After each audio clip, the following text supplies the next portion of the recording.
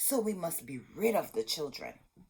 When their parents were asleep, Hansel went to gather pebbles, but this time the door had been locked by the stepmother.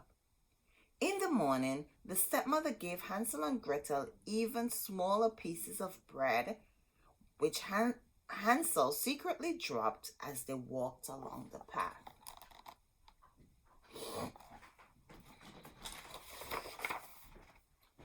Now, the children were left even deeper in the forest. Once again, they waited by the fire, but no one came to get them. As it grew darker, Gretel began to cry. "Don't worry, the moonlight will shine on the pieces of bread and we will find our way home," said Hansel. But when they looked for the bread, they realized that it had been eaten by the birds.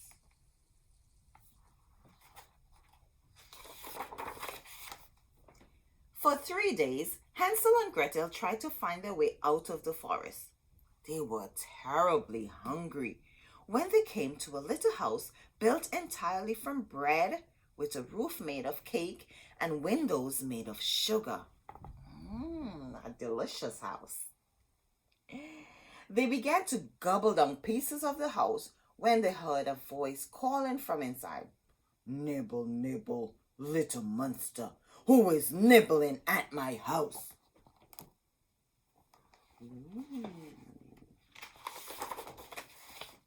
Suddenly, the door opened and out came an old woman. Hansel and Gretel were so frightened they dropped what they were eating. Look at her. She is scary. But the old lady said, "Oh, you dear children, come inside with me. You will be just fine." She served them a delicious meal, and Hansel and Gretel went to sleep thinking they were in heaven. But the woman only pretended to be friendly. She was really a wicked witch who built her sweet house in order to tempt children and capture them for a tasty meal.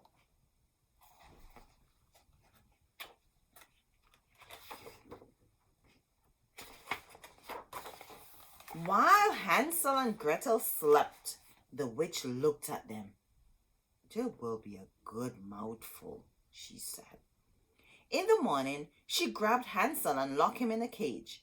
She ordered Gretel to cook for her brother so he could be fattened up.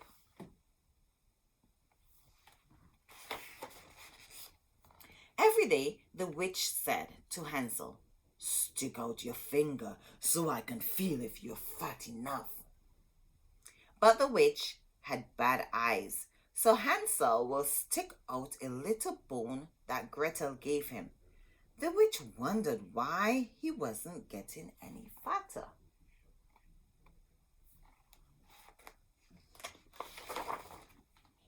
The witch grew hungry and hungrier, and finally she could wait no longer. She told Gretel to fetch water in which her brother would be boiled while she made bread. Then she told Gretel to go climb inside the oven to see if it was hot enough. But Gretel could see that the witch planned to bake her, so she said, "I don't know how. Show me." See the oven over here?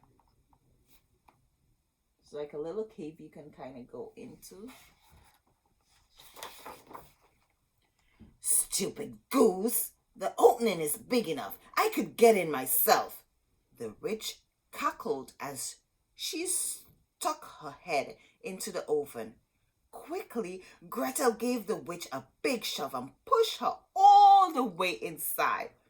While the witch burned, Gretel ran and unlocked Hansel's cage.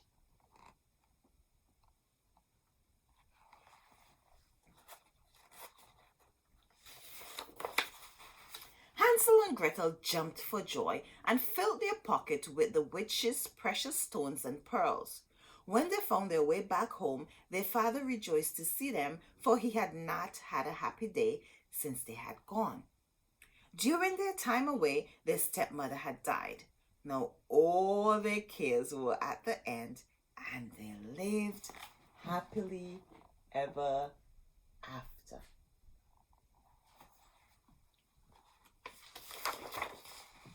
The end. So I hope that you enjoyed the story. If you did, don't forget to subscribe, like, share, click that notification bell so you will not miss another story. So I will see you next time around on another story time with Ms Marcia. Bye. Adios.